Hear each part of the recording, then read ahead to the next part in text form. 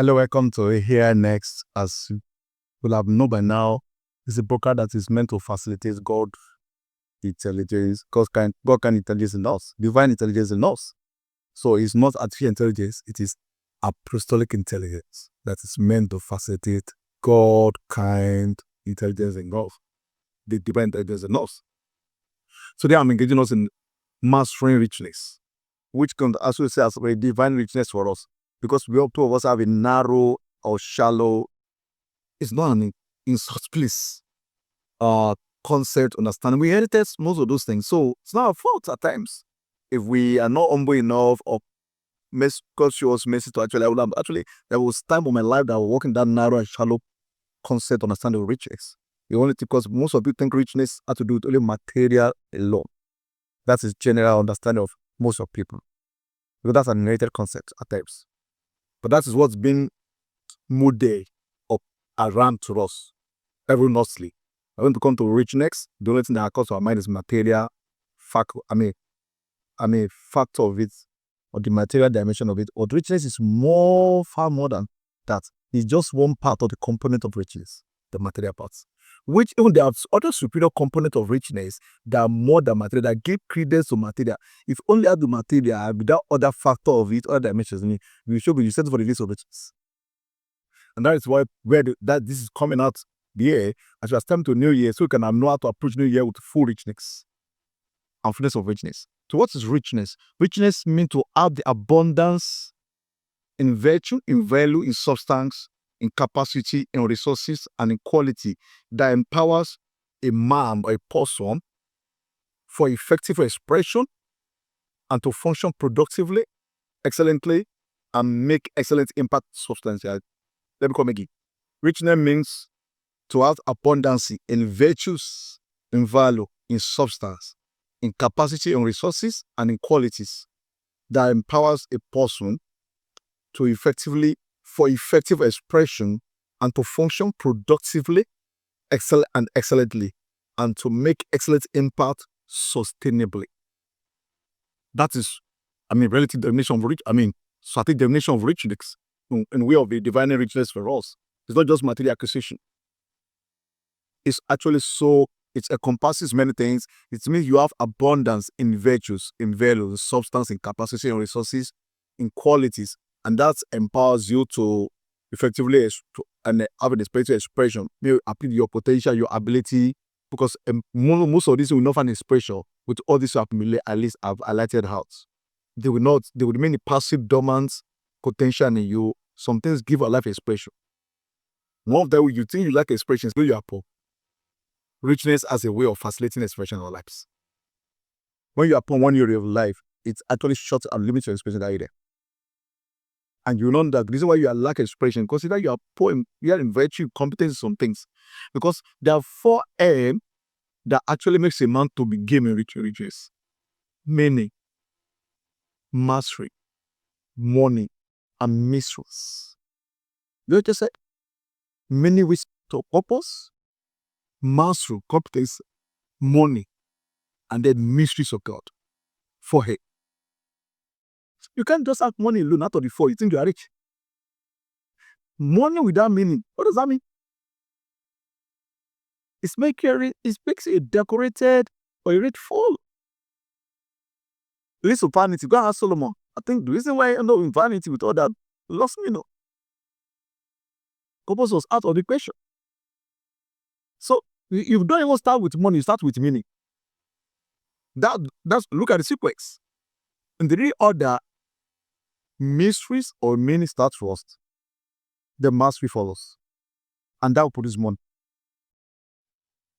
Combination of meaning and mystery. Oftentimes, it takes mystery to reveal your meaning. Because God coded many mysteries. And until you didn't know the mysteries, the more you're able to have access to mystery, the more meaning you get. Because mystery is a coded meaning. So when you're able to access to the mysteries of God, you actually have more, your life makes more than it says. You want to know the more to the mind of God, the classified information, classified of God. So the more mysteries you can able to demystify and decode, the richer your meaning comes, sense of meaning comes. And then that's put in the part of mastery. That facilitates mastery in the life. and master you to more. It's a reward. When you get master in any area, actually it's a power you can show you leverage you to get money, to earn money. It boosts your earning power. I can say it's allowed to create value that will attract money. So what are the dimensions in richness? Since now you have the dimension out, let me just go to about 5 dimensions. The first one is it's not the first one. The first one actually is spiritual richness. The extent you are reaching God. That's about the rich fully Bible, because it was not rich towards God. I better call it richful. That's the first riches. That will make your soul to prosper. Say, as your soul prosper, which is spiritual richness. So that's the first thing, and this will produce words of faith in you, words of purpose, peace, joy, and word of wisdom and alignment with God. So the first richness is spiritual richness.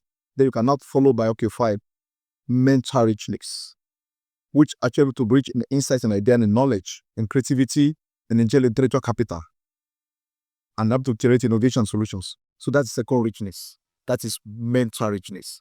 Unfortunately, people are misguided. They are looking for material richness. And with this omission, and there is a lot of atrocity and blunders and frustration when it comes to people have destroyed themselves, shared themselves when in sorrows, and attempt to be rich. But they got it so twisted. Even though God wants to be rich, but also prosper. So the first prosperity is spiritual prosperity, mental prosperity, highly intelligent capital, intellectual capital. You get what I'm saying? And there we cannot go to the next one, functional richness, which is competence and skills and functional masteries that make you to be effective in handling value, creating value solutions, and be productive. Is functional richness. And then you cannot go to the next one, our economy, can go to emotional richness, which give you emotional intelligence and relational capacity. It gives you art richness. It gives you harmony and peace. Then you cannot go to relational richness, which is your network before your networks. Your networks, the network, and they now become your networks. Are you get what I'm saying? So, which is to have relationship to be healthy, support early, because relationship is a capital. Healthy, productive, and strategic relationship. Then I go to material richness, which is abundance of material, financial resources, then also allow to be more productive and have some financial freedom and independence.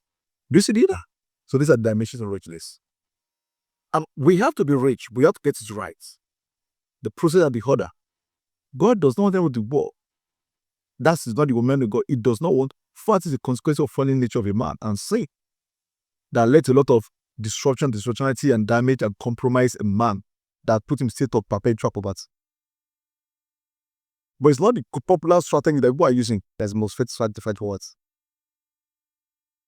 Because when it comes to poverty, it's not just about lacking resources. It's has to be, there's a spirit, there's a mindset, there's an habit, there's a culture, there's a lifestyle that leads to what? That leads to reality to man. So don't just sit passive by just that alone. You have to fast in that to me. Deal with the spirit, the mindset, the lifestyle, the habits, and the culture of a man before it can actually affect his permanently break and defeat poverty. So, beloved, I wish you above all things in 2026. But get that right, not to understand what rich is all about. So happy New Year in advance, Lord.